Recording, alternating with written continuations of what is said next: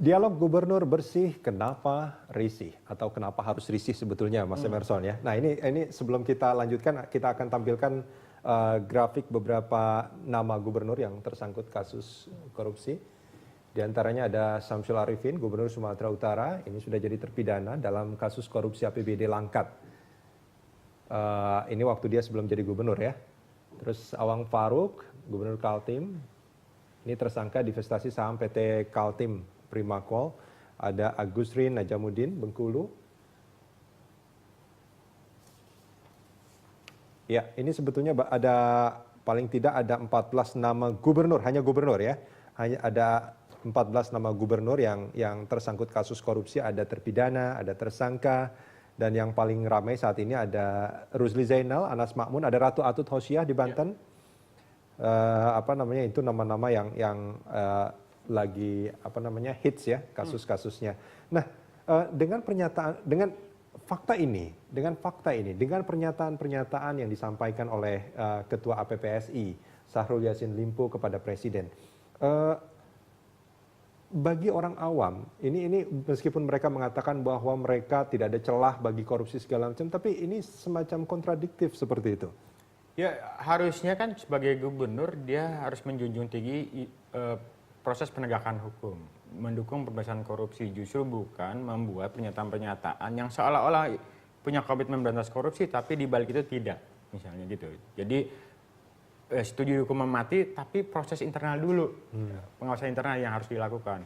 Kemudian yang juga perlu kita kritisi, pernyataan Gubernur Sulsel ini dia mewakili seluruh gubernur atau ini curcol pendapat pribadi sebetulnya. Pendapat pribadi. Cuman karena posisinya sebagai ketua APPSI. Sebagai ketua dia menyatakan itu karena di beberapa kasus korupsi yang terjadi di Sulsel yang dari pengamatan teman-teman NGO di sana, LSM di sana, ada kasus korupsi dana bansos di Pemprov Sulsel yang disebut-sebut misalnya itu melibatkan sejumlah petinggi di kalangan Pemprov Provinsi Sulsel. Nah, bukan tidak mungkin misalnya Yassin Limpo itu akan juga diperiksa dalam kasus ini sebagai saksi gitu, kalau memang indikasinya ke arah sana sangat kuat. Nah, kemudian yang kedua, saya juga harus tekankan bahwa yang dimaksud dengan setelah menunggu pengawasan internal seperti apa? Karena yang dari pemahaman kita, pengawasan internal itu hanya bekerja, berjalan, mengawasi proyek-proyek pembangunan atau penggunaan dana-dana yang berasal dari APBN atau APBD. Tapi tidak misalnya berkaitan dengan misalnya korupsi dalam konteks perizinan. Kewenangannya atau suap menyuap misalnya dalam hal-hal yang lain di luar gratifikasi dalam hal dia tidak melakukan pengawasan sampai sana. Nah, ini kan kata-kata yang bersayap yang menurut kita hanya sekedar pernyataan-pernyataan omong kosong saja yang tidak bisa dibuktikan. Kalau memang dia bukti terlibat di proses, dia harusnya menyatakan bahwa saya hormati proses hukum dan saya akan ikuti ini sampai selesai. Ya, ini menarik sebetulnya pernyataan Anda tadi. Ini kalau saya lihat dari data di KPK ya. Ini laporan korupsi ke KPK tahun 2013. Ini laporannya. Untuk Sulawesi Selatan ya. Ini di mana Pak Syahrul Yassin Limpo berada itu ada 164 laporan dari masyarakat ke KPK. Ya, itu baru 2013. 2013. Jumlahnya pasti agak lebih besar. Dari pengamatan kita sampai 2013 saja ada 60.000 seluruh Indonesia gitu ya yang kasus korupsinya masuk ke KPK. Saya pikir jumlahnya pasti lebih besar dari itu. Nah, kemudian yang lain adalah apakah betul misalnya kepala daerah itu harus menunggu proses pengawasan internal dulu sebelum ada ini, karena banyak indikasi-indikasi ke arah bahwa proses pengawasan internal justru dimaksudkan untuk menutupi praktek korupsi yang sesungguhnya gitu ya. Di beberapa kasus kita temukan misalnya ada proses hukum sedang berjalan, tiba-tiba pengawas internal, bahkan juga BPKP atau BPK menyatakan bahwa tidak ada kerugian negara. Padahal indikasi ke arah sananya itu sangat kuat. Nah, ketika itu terjadi, dia akan menjadikan itu sebagai benteng bahwa dia tidak terlibat dalam kasus korupsi. Toh, seperti juga penegak hukum, pengawas-pengawas keuangan, pengawas internal, itu juga rentan terhadap praktek korupsi. Ya, ini menarik sebetulnya. Ini ada salah satu hasil penelitian ya, mengenai fraud atau kecurangan. Ini kalau kita bisa bicara korupsi, fraud pun termasuk korupsi di sana. Ini juga menariknya dilakukan di Sulawesi Selatan, yang mengatakan bahwa, ini untuk Sulawesi Selatan, KPK mencatat ada 1.416 laporan dugaan fraud. Bukannya korupsi, ini fraud saja ada 1.400 di Sulawesi Selatan. Dan mengatakan bahwa internal control dan internal auditor juga di sana itu akan berpengaruh terhadap akuntabilitas dan pencegahan kecurangan fraud. Artinya kalau misalkan laporannya ada 1.400, itu hasil penelitian ini mengatakan internal control dan internal auditor di Sulawesi Selatan ini betul-betul bermasalah sebetulnya. Nah, makanya kenapa Yassin Limpo berani mengatakan tunggu dulu mekanisme pengawasan internal, karena dia yakin betul bahwa itu tidak akan berjalan dengan efektif. Dia tahu betul bahwa pengawasan internalnya lemah.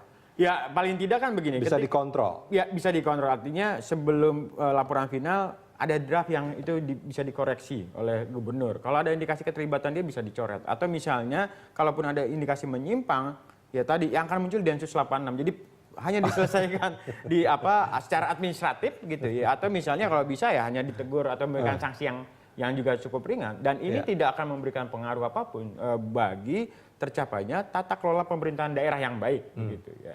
Nah, ini tidak menunjukkan ke arah sana. Juga jadi pertanyaan besar kita kepada Gubernur Sulsel. Apa agenda pemberantasan korupsi yang sedang dilakukan oleh Pemprov Sulsel itu lebih penting daripada sekedar dia mewacanakan hukuman mati. Oke, Mas Emerson, ini kita simak ada satu grafik berikut.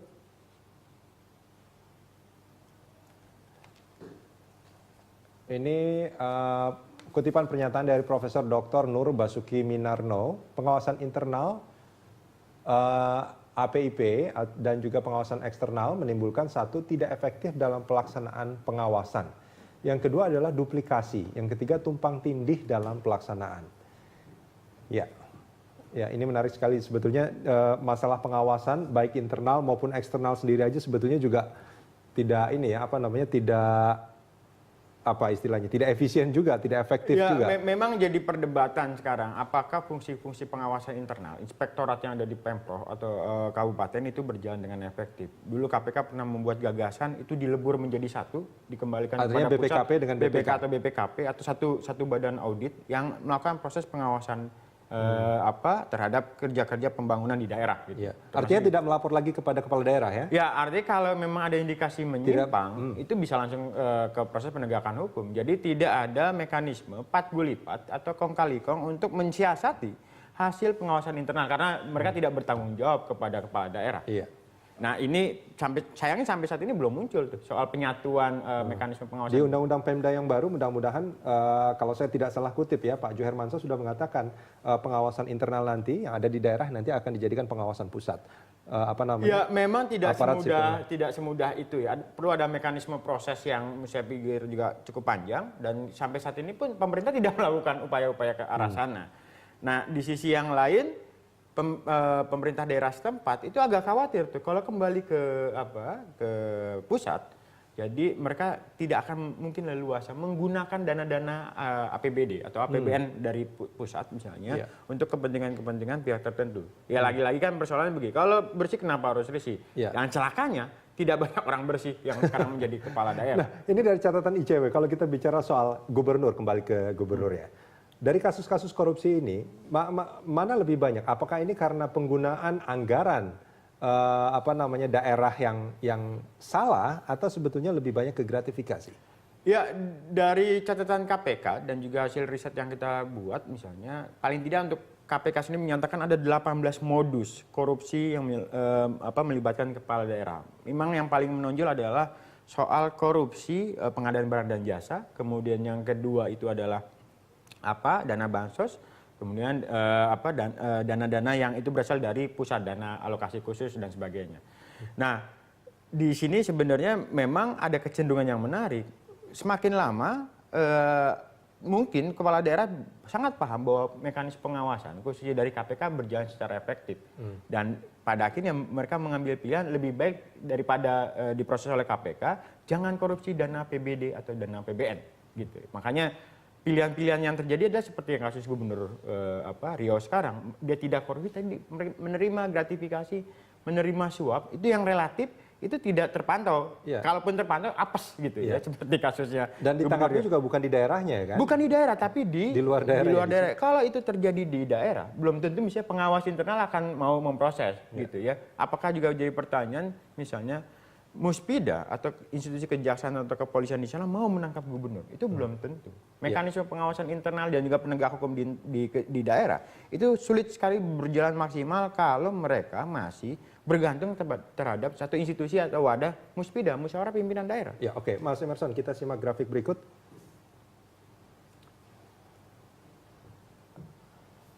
Ya, ini ada perbedaan fungsi antara BPK, ini lembaga eksternal ya. Ya. Ini dari pusat dan juga APIP, BPK. Ya, kalau BPK itu hasilnya diserahkan ke DPR, DPD, dan DPRD.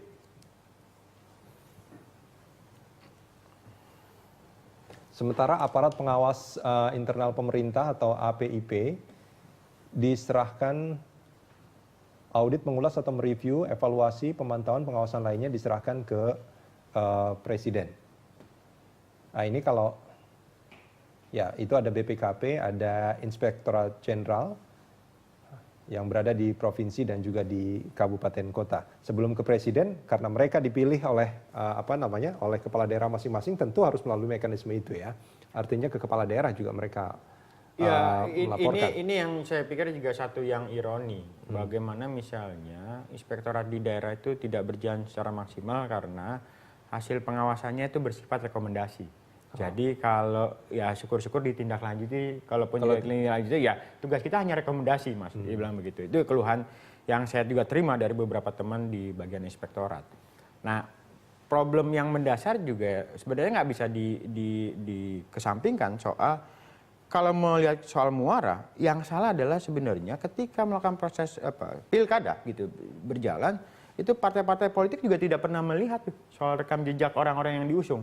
Jadi bagi mereka yang terpenting adalah berapa banyak uang setoran calon kepala daerah ini kepada partai politik, tapi tidak melihat soal apakah rekam jejak dia jelas. Nah, ini memberikan kontribusi bagi kepala-kepala daerah ketika dia menjabat, dia harus mengembalikan tuh dana-dana politik yang sudah mereka keluarkan. Dan ini pastinya itu kalau tidak merampok uang negara, dia merampok kekuasaan. Satu kalimat singkat saja, Mas Emerson, yang disampaikan oleh Pak Syahrul Yassin Limpo.